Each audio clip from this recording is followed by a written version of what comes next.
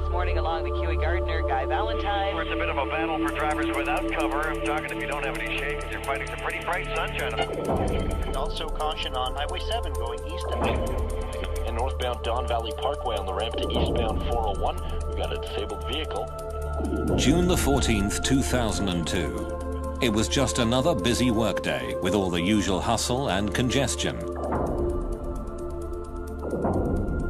With all the close calls and near misses that people all over the world have come to accept as the normal level of risk in everyday life.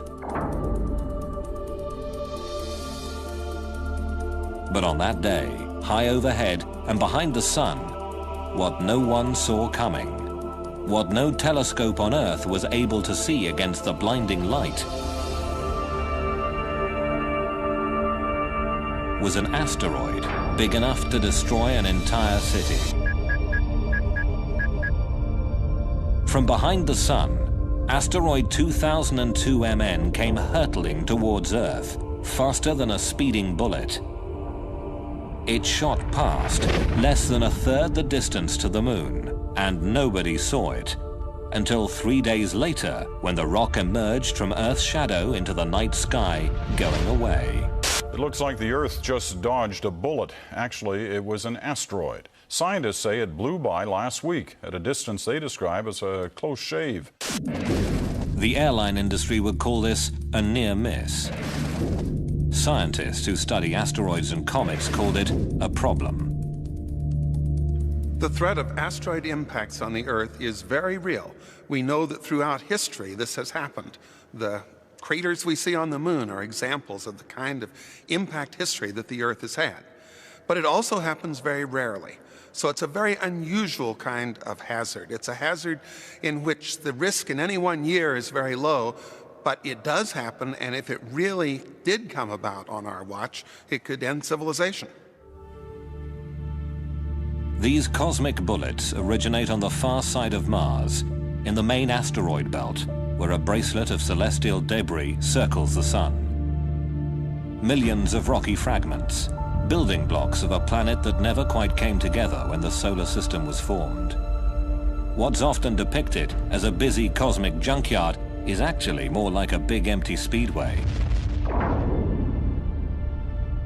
The rocks are far apart and moving very fast, ranging in size from pebbles to boulders to rocks the size of Mount Everest.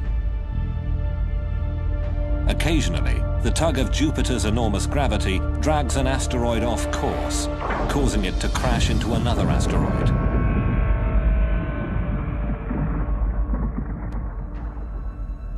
Some veer away into new orbits that cross the paths of Mars, Earth, Venus or Mercury. Another ring of debris called the Oort cloud is the source of most comets, which are big, rocky ice balls that orbit the sun and cross the paths of the inner planets.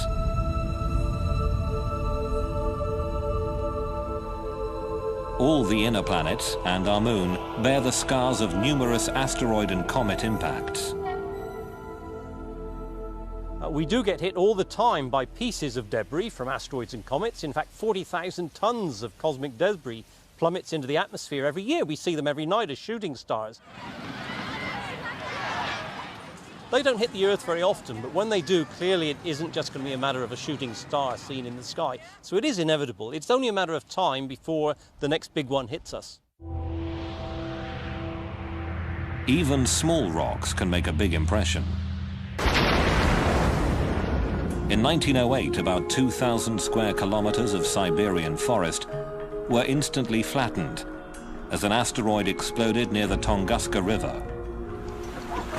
The impact site was so remote, researchers had to mount a wilderness expedition just to find the place. When they arrived, there was no crater. Paintings, based on eyewitness accounts, described a fireball. A horrendous explosion in the sky. Didn't actually come crashing down to the ground. It exploded maybe 5 to 10 kilometers up in the atmosphere, and that made a big blast wave in the atmosphere, and that is what did the damage. All this was caused by a relatively small asteroid, somewhere between 50 and 100 meters across. Roughly the same size as asteroid 2002 MN, the one we couldn't see coming. Tunguska's 2,000 square kilometer blast wave would have leveled London.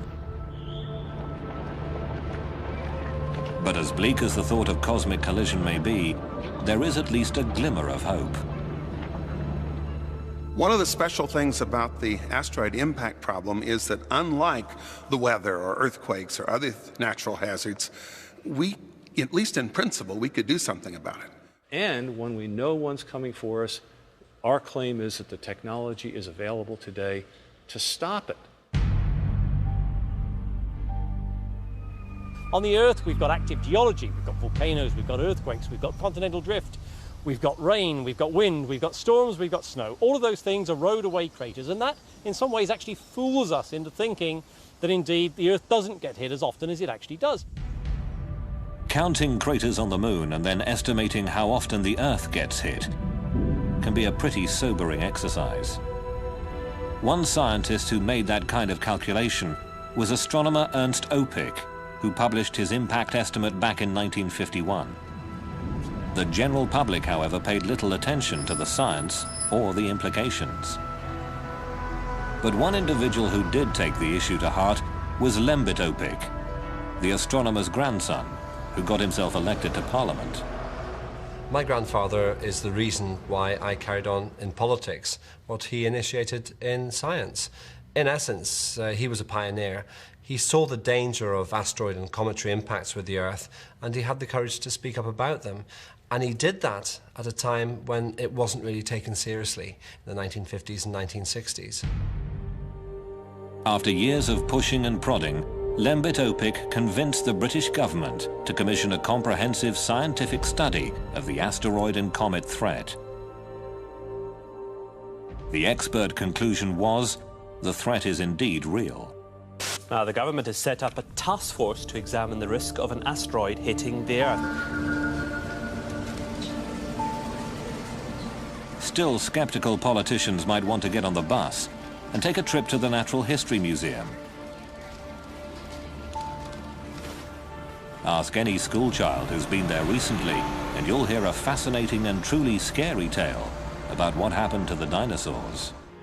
The dinosaurs were alive here. They were dead when this sediment was deposited, and this layer is one of the most unique layers in Earth history. In 1980, the discovery of iridium beside a layer of clay which marked the end of the age of dinosaurs led Lewis and Walter Alvarez to publish a theory that a huge asteroid or comet had hit the Earth 65 million years ago and wiped out the dinosaurs.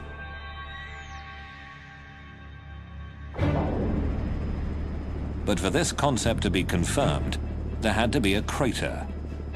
There may be tons of dinosaur bones in these dry canyons, but where on earth was the big crater? Just the kind of mystery a budding young scientist would love to solve. When I went back to... Off the coast of Mexico's Yucatan Peninsula, Dr. Alan Hildebrand investigated a huge gravity anomaly discovered by oil drillers back in the 1950s. Put that together with a semicircular magnetic anomaly, and you get a massive crater, 180 kilometers across, near a little village called Chicxulub Pueblo. Most of the crater is underwater now. Erosion and continental drift have covered the visible evidence. But 65 million years ago, this was ground zero. This object would have fallen through the atmosphere in just a few seconds. Just going through the sky, it would have been brighter than the sun.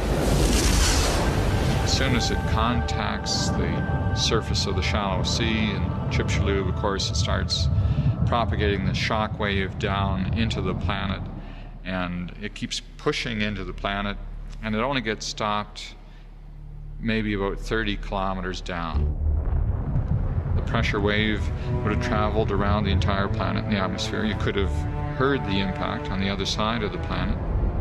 The giant impact fireball rising out of the hole, it would have risen, say, 10,000 kilometers above the surface of the planet. Near the impact site, it would have been so hot, it would have evaporated the clouds and been hot enough to make the forest, even a green forest, begin to burn. For Alan Hildebrand, finding that crater pretty much clinched the argument. Planet Earth had been all but sterilized by a rock the size of Mount Everest. 3/4 of the species of large animal life went extinct.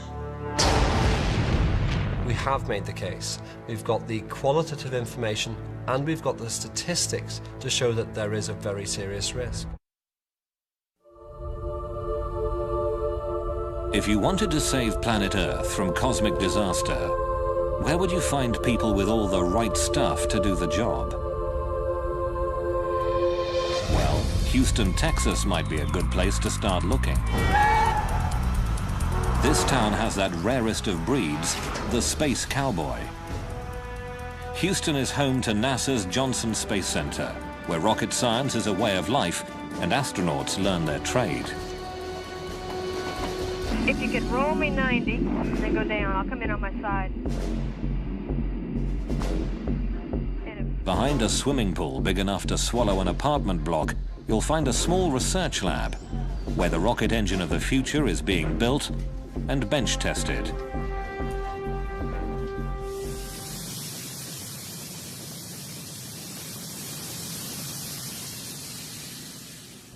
Yeah. Mm-hmm. Very nice. The question is, how big is the plasma going to go from here to here?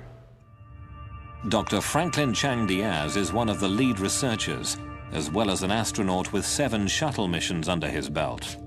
And in fact, there was a time in one of my flights where we got hit by very tiny micro meteorites, perhaps, or some sort of orbital debris, which made little tiny dents or little craters in the windows of the shuttle. First-hand experience with rocks in space gave birth to a new idea and a dual purpose to Chang Diaz's work here. His rocket engine has been developed for long-distance missions to Mars, or as far away as the icy moons of Jupiter. But it could also be used to push a dangerous asteroid out of harm's way. I am concerned enough to think that we need to not waste time arguing about it as to whether it's real or not. I think we need to move ahead and do them. Well, I'm wild and I am free. Come on, baby, you belong to me. Sweet kiss makes my engine start.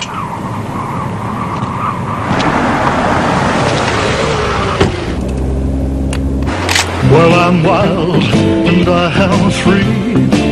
Come on, baby, you belong to me. Sweet kiss makes my engine start. The way you move, you own my heart. Sweet kiss makes my engine start. The way you move, you own my heart.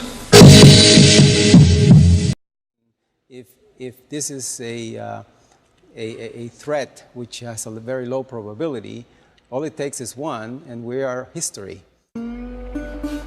But before we can send a spacecraft chasing after a rogue asteroid, we have to know where to look for it. In the American West, if you drive across the desert to the White Sands Missile Range in southern New Mexico, you'll find the most powerful and effective asteroid hunter on Earth. Scientists here have tested everything from rockets to the very first atomic bomb.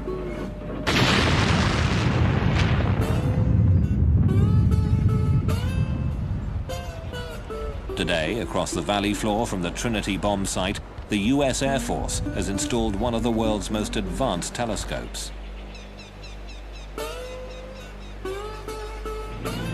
This state-of-the-art technology was developed by MIT's Lincoln Laboratory as part of the Star Wars anti-missile defense system.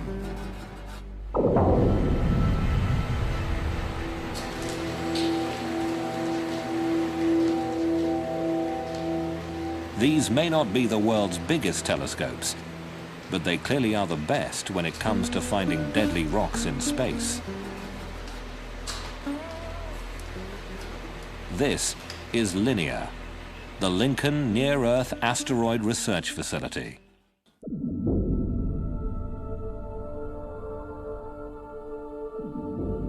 On a given night when we scan the sky with this, we'll find perhaps 10 to 12,000 moving objects in the sky. Now, most of those are main belt asteroids and as such don't represent any danger to Earth. But on the other hand, something like half of those will be brand new discoveries, and buried in there will be 1 or 2 near-Earth objects. Because the Earth rotates, the sky is always moving overhead. To get a clear picture of an asteroid, you have to make the sky stop moving. And you do that with a telescope that can track or follow the stars. This way, you can take time-lapse pictures that isolate the blur of fast-moving asteroids against a crystal-clear sky. It then records these pictures like a TV camera on a computer chip that has 20 times more detail than the picture you're now watching. The linear computer deletes previously known stars and planets, leaving a less cluttered time-lapse sequence of the new discoveries. At the end of each night shift, Linear's thousands of new discoveries are emailed to the International Astronomical Union's Minor Planet Center at Harvard University. A team of only 3 scientists must cope with the avalanche of new sightings, searching for potentially hazardous asteroids or comets. Computers make a rough calculation of an asteroid's orbit, but it's up to Brian Marsden to estimate the level of risk. They may be reporting 50 or 60,000 observations from one night, and it takes a while to get through that. But so we look first at the fast movers and see if there's anything interesting there. H is equal to sine delta. We do sometimes get close to 70 or 80,000 observations a day, almost 1 per second. There are some days when we effectively have 1 observation per second. Even with fast computers, Marsden's team can make only a preliminary calculation of each asteroid's orbit. 5 shots in one night cover only a tiny segment of an asteroid's orbital path. You can't solve for the orbit completely from that, but the fact that you're seeing motion over a half an hour or an hour, something like that, does allow us to get a partial solution for the orbit. Refining the orbit gets complicated.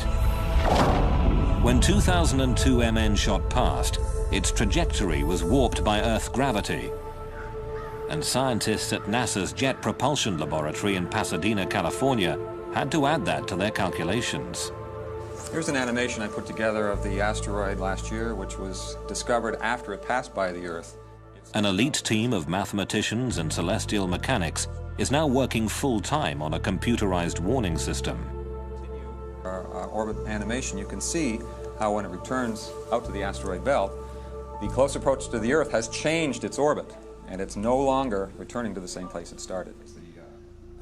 Because 2002 MN will circle around the Sun and come past us again, the NASA Orbital Mechanics team will have to adjust the calculation in order to know whether it will ever pose a danger to Earth at some point in the future. So here we've zoomed in on the Earth-Moon system and we're looking down. You can see how close it came to the Earth. It went over the top. And how you can actually even see the bend in the trajectory. So it's a great example of how a close approach to the Earth, or in fact any planet, can be used to, or can change, significantly change in orbit.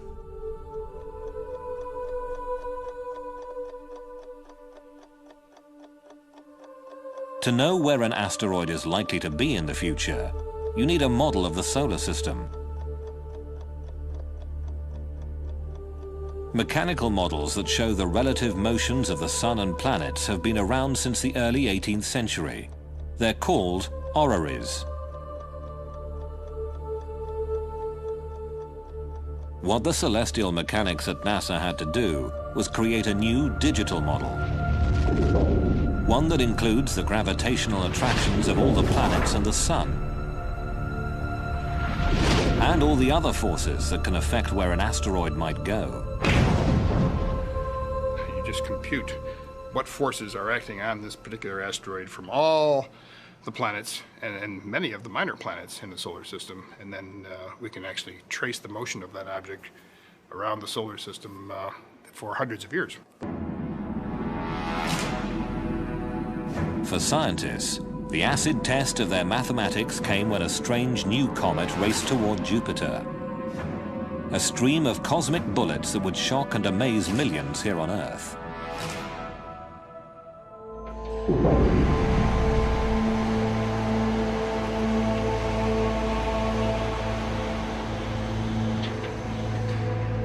In the spring of 1993, the eyes of the world turned almost in unison towards a doomsday rock like no other. From the far side of the solar system, it flew in a death spiral toward the largest planet. Gene Schumacher, his wife Carolyn, and their colleague David Levy had discovered an odd-looking streak of light that turned out to be a fractured comet. 21 large chunks of icy rock and cosmic dust heading towards Jupiter. We knew we had something very unusual. It was so unusual we were a little unsure just what we were dealing with. NASA asked Paul Chodas and his team to calculate the orbit and predict whether this new comet would actually hit Jupiter. And it started off at some 60%, and before long it was 90%, and this was a year before impacts. As the impacts approached, we continued to predict not just the impact probability, which went very high, but where and when the comet fragments would hit the planet. And it was a prediction months in advance, and as we got closer and closer to the impacts, I kept wondering, well, is the math right? Will this actually happen the way it was predicted? A giant comet is on a collision course with Jupiter. Everybody on Earth who was paying any attention wanted to see if the comet would actually hit Jupiter. We have liftoff. Liftoff of the Space Shuttle Endeavour on an ambitious mission to service the Hubble Space Telescope. NASA's Hubble Space Telescope set its sights on the planet, and the pictures of what happened next were truly stunning.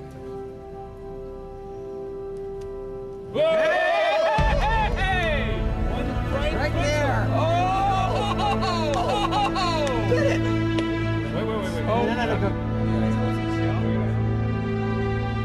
And then the impacts occurred. We were within minutes of getting the right answer on the time of impact, and the location of impact turned out to be just right. Over the next week, 20 more fragments of the comet crashed into Jupiter, some leaving scars as large as the Earth. Bang on its cosmic schedule, the comet's first impact was recorded by NASA within the last hour. When fragment G slammed into Jupiter, releasing an amount of energy equivalent to about 6 million megatons of TNT. In the wake of SL9, a group of concerned scientists gathered in Italy for a brainstorming session. They created a brand new international organization called the Space Guard Foundation. Okay, I'm going to join. To promote the discovery and study of near-Earth objects. Some people imagine that there are lots of astronomers out there scanning the sky looking for incoming comets and asteroids, and that, of course, is not true. In fact, until recently, there was hardly anyone out there looking. It's going to glow for about a half an hour and set everything on fire around you. But whose job is it to defend planet Earth? Weapons scientists from the United States and Russia had already held a series of meetings and came up with their own ideas about how to deal with the impact threat. Blow off some material, you get a reaction in this perpendicular direction. The military establishment under Star Wars had created a whole lot of devices, or at least concepts, for weapons in space and devices in space. And in the early 90s, when the Star Wars program was looking a little bit iffy, I think there was some motivation for them to try to apply their technology to this newly discovered hazard from asteroids and comets. The military approach to the problem proved to be controversial. The notion of sending nuclear weapons into space generated an immediate backlash. Edward Teller was proposing that we blow up an asteroid to show that we could protect the Earth. And I thought that was a pretty crazy idea. Blowing up an asteroid with a big bomb has a lot of problems associated with it, violating treaties, taking a single asteroid and making a swarm of smaller asteroids. It seemed like it was more interest in bombs than it was a serious interest in defending the planet. For NASA, on the other hand, NASA obviously is the natural agency to discover the threat and the objects, but they say, no, planetary defense, that's a military obligation and not an obligation of NASA. Not NASA, not the military.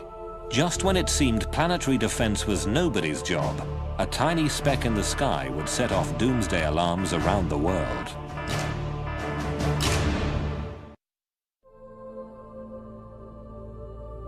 On a winter's night, the 6th of December 1997, a dim streak of light moving through the constellation Cancer was captured by a telescope in the Arizona desert. Big enough to destroy civilization as we know it, asteroid 1997 XF11 seemed to be heading towards Earth. The initial sighting by the Kitt Peak Observatory in Tucson, Arizona, was relayed to the Minor Planet Center at Harvard University in Cambridge, where a computer made the first rough calculation of the orbit. They were pretty sure it would miss the Earth on this pass, but it would be coming round again, and it looked like there could be a problem in 30 years. There were indications of close approach to the Earth in 2028. That was about 45,000 kilometers, which really was rather close. With only a handful of sightings, the orbit calculation remained very rough. It was hard to tell where this rock was going. So Brian Marsden posted a bulletin asking astronomers around the world for more observations before the rock became too faint to see. I was saying, hey, get your big telescopes onto this. On the one hand, we're only going to be able to observe it for another month or so. We want to improve the orbit calculation and find out exactly how close it is coming. But one line in the bulletin said that the chance of a collision was small, but it was not entirely out of the question.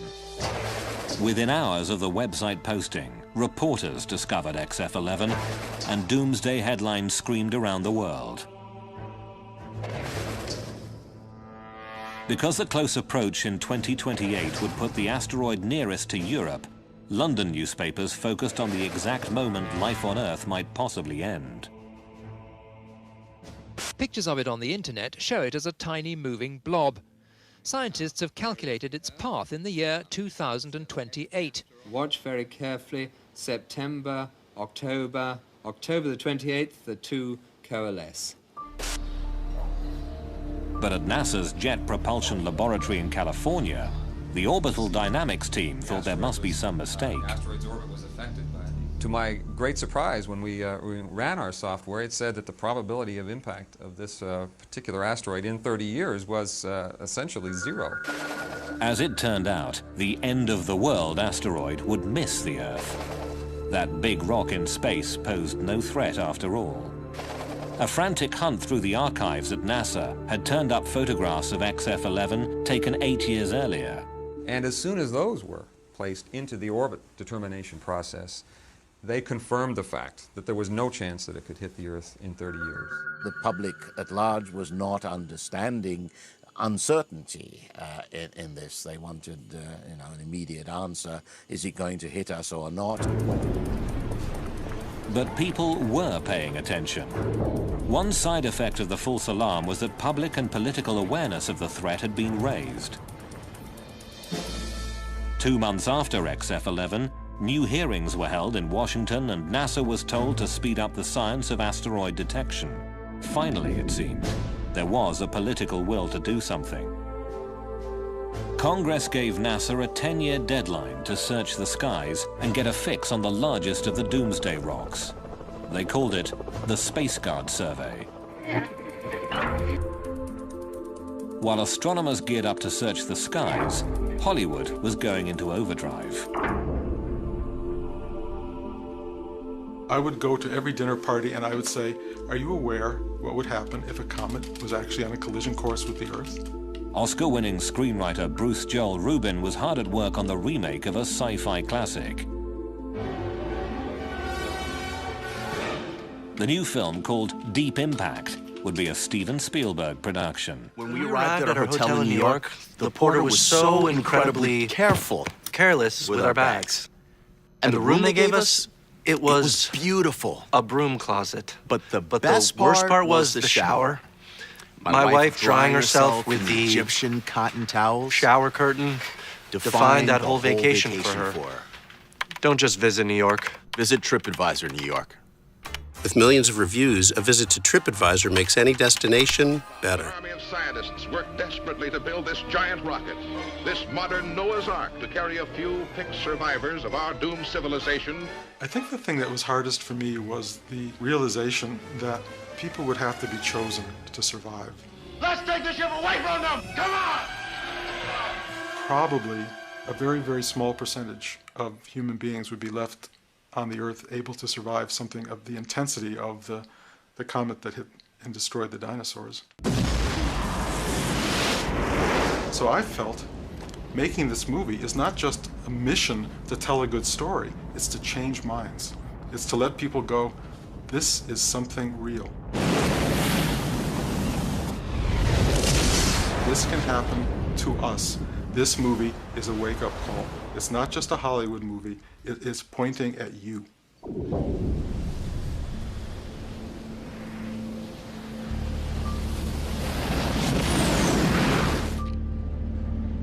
As Hollywood released Deep Impact, telling the world in no uncertain terms that cosmic collisions were no longer just a cosmic joke, real-life professional asteroid hunters were making movies of their own. But instead of using cameras, they worked with delayed Doppler radar. Take the same technology behind a police radar system, jump the power to 400,000 watts, and you've got NASA's Deep Space Network, with huge multi-dish systems, like the Goldstone tracking station in California's Mojave Desert. This is the main room of the pedestal of DSS-14. The first time radar astronomer Stephen Ostro bounced a signal off a rock in space, a wobbling blot of pixelated data bounced back. What looks like digital gibberish spoke volumes to Steve Ostro. Radar really does three things at once. One, it works at long wavelengths, so you're sensitive to structure on large scales and metal concentration. The other is you can make pictures. And you can't do this from the ground in any other way. You make pictures of objects, and then we take a sequence of pictures, and we go through a computational process to produce the 3D models. That's the second thing. The third thing is that it makes very precise measurements of distance and speed. When the 1,000-foot radar dish at Arecibo in Puerto Rico bounced a beam off an asteroid called Castalia, the data was translated into a 3D computer model. The very first radar movie showed how Castalia spins and revealed that it was actually two massive chunks of rock held together by weak gravity. Every time they made the trip to Goldstone for a new radar target, Ostro and his team were like kids reaching into a box of chocolates. They never really knew just what they would find. Asteroid Cleopatra, shaped like a dog bone, was roughly the same size as the state of New Jersey and was made almost entirely of metal. Echoes from asteroid Tutatis produced images of a rocky, cratered surface and a wobbling, tumbling spin. Every single one of these objects that we've made a shape model of is very different. This is Tutatis. From a telescopic smudge of light to a 3D shaped model, radar gave them physical details and the first clear idea of what asteroids are really like. In the year 2000, the radar movie crew developed a dark and mysterious new image, asteroid 1950 DA, a big rock that gave everybody a bit of a shock. Once we got the radar data, we began the normal process of just seeing how far in the future we could predict this thing before the uncertainties in the orbit blur out. And in this case, we could go over 880 years into the future. And what was startling about that case was the impact probability turned out to be non-zero. Non-zero means there is a chance this rock could hit us. On March the 16th, in the year 2880, 1950 DA will cross the Earth's orbit. Will it hit us? The odds, 1 in 300.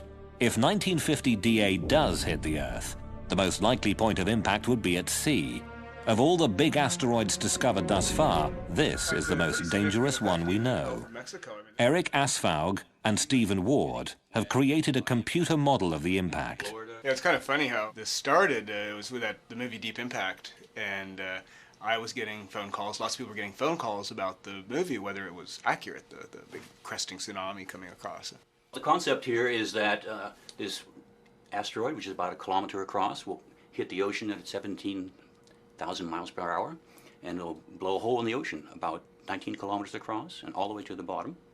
And so when this huge hole of water gets blown into the ocean, the water will run back in again, and it overshoots and it collapses and overshoots many, many times, and each time it pumps out a wave. So it starts out hundreds of meters high, comes ashore on the coast of North America at about 50, 60 meters. Up toward Canada, Grand Banks, it's about 40 meters. 20 meters here in the coast of South America, and about 15, 20 meters all the way over to Europe. These waves would run inland about 4 kilometers. So pretty much everything within 4 kilometers from the beach would be covered up repeatedly. And so we'd pretty much be wiped away like you're scrubbing the floor. You know, just scrub like this, and it's pretty much we'd all be carried back out. In February 2001, a NASA spacecraft called Near Schumacher made the first ever landing on a chunky, pockmarked rock named after the Greek god of love. Asteroid 433 Eros is 33 kilometers long and 13 kilometers wide, one of the largest near-Earth asteroids. The pictures were spectacular. The data will take years to process. Proving that they could land on an asteroid was a major achievement, but in the end, they still don't know much about what's inside. How dense? How tough? How brittle or crumbly is it? What would happen if they gave it a good shove? The surface appearance of any dark and mysterious object can be very deceiving. So these two spheres, as far as I can tell, have exactly the same mass, the same compressibility, the same color. If I were a spacecraft orbiting these, and these were asteroids, I'd be very hard-pressed to tell which was which. Yet, if I dropped them from a height, and only one of them bounces, really illustrates the fact that one of these responds elastically, and one of these responds like a lump of clay. And it's critical to really go and find out what's inside before we even start thinking about moving these things around. When a 3D model of the asteroid Castellia got smacked in a computer simulation, a problem occurred. An impact with the same energy as the Hiroshima bomb turned Castellia into a pile of rubble, but did not deflect its trajectory in any significant way.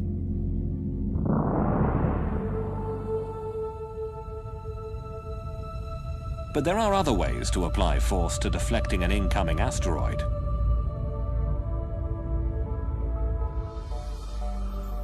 Using the power of the sun to push dangerous rocks out of the way may not be so far-fetched after all. This is a typical near-Earth asteroid. Its name is Galevka. It's about 1/2 kilometer across. It's a hazardous asteroid. Its most likely fate is going to be to strike the Earth someday, thousands of years from now. Modern-day researchers like Eric Asfaug say the idea of a giant orbital magnifying glass to burn space rocks could work. You create a vapor plume in one direction, and that starts the asteroid moving in the other. It's a very gradual process. It's not going to happen instantaneously. You need to know where this guy is 100 years or 50 years ahead of time. But if you do, you've got all the time in the world for a satellite to sit there, no human intervention whatsoever, and it'll gradually shove the asteroid into a different orbit and it'll miss the Earth. Some of the technology to do this already exists. Take an inflatable parabolic antenna the size of a tennis court, convert it to a solar collector, and use it to focus sunlight on an asteroid.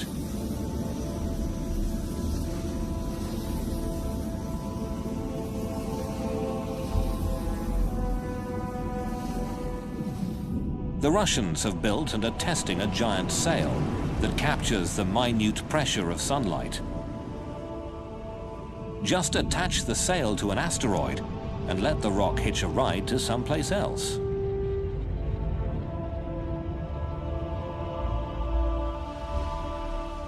But using the sun to save the Earth means waiting for nature to do the work.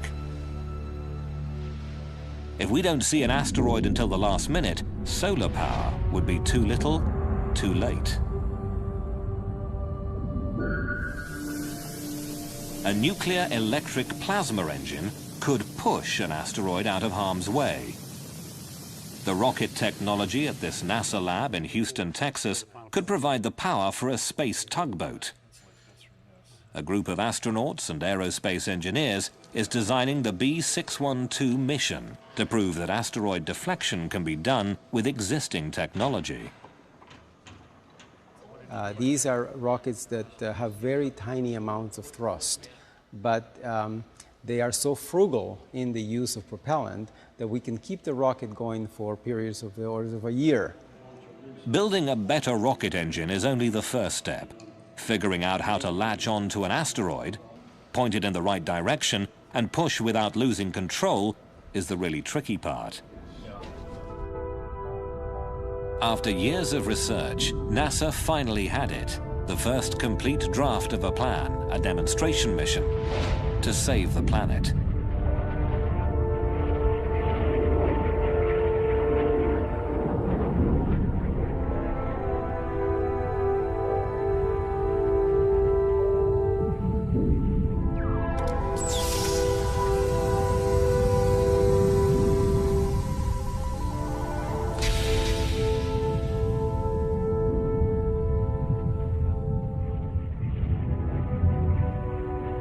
We can move the asteroid off the impact with the Earth 10 years later so that it misses the Earth, and not just miss it randomly, but miss it very precisely so that we don't simply pass on the problem to our grandchildren.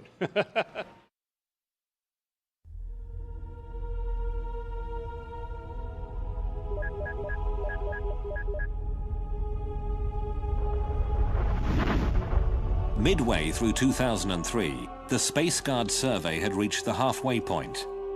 A little more than half of the kilometer-sized near-Earth asteroids had been located, and the news was mostly good. For the 60% that we have already found, I can tell you that there is not a single one that poses a danger. For the 40% that we have not yet found, I can tell you nothing. One could hit tomorrow. Not very likely, but until we've found them and cataloged them, we won't know. But finding the really big asteroids, those 1 kilometer monster rocks capable of ending human civilization, is only the first part of the challenge. There are an estimated 50,000 smaller asteroids that are big enough to cause tidal waves or destroy vast regions of the Earth.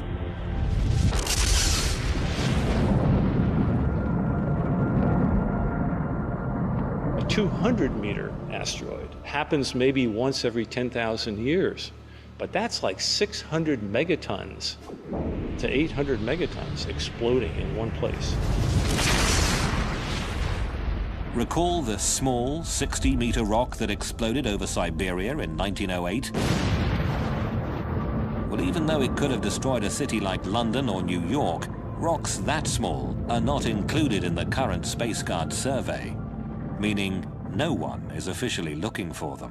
Which, of course, course, is the same thing as saying that chances are enormous that a Tunguska-sized object will find us before we even see it coming, as happened in 1908. That is likely to happen nowadays, that we won't see it coming. There has been talk of expanding the search to include smaller asteroids. It'll take more and bigger telescopes and, of course, more money. But until we do, we'll have no idea where those city-killer rocks are.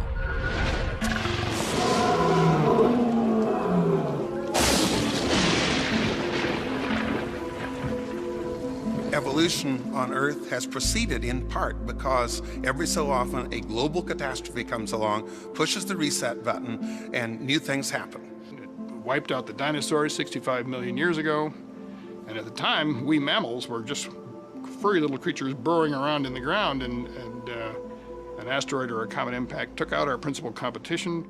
I guess we are saying implicitly, if not explicitly, that we want to do away with that natural cycle. We've had enough evolution. We like ourselves on the top of the ladder. And we can do something which will change cosmic evolution from this point forward in terms of life on Earth. Dinosaurs ruled the Earth until a big rock wiped them out. The question is, will another rock do the same to humanity? Let's get a couple good pictures here. Humans are the first species with the potential to block a doomsday rock and switch off the evolutionary reset button. People very often say, look, you're just a doomsayer. You think that these awful things are going to happen. I'm not that way at all. I'm entirely optimistic. The way in which I view asteroids and comets and the possibility of them hitting the Earth is that it's a great challenge. Thank goodness we've realized the hazard and the danger before the next one happens. It's given us time, we hope, to do something about it. Scientists can study the sky and find the dangerous rocks ahead of time. Astronomers can do the math and predict the orbits. People have the desire and the right stuff to do the job. There's a whole new field of science that could give humanity an option the dinosaurs never had.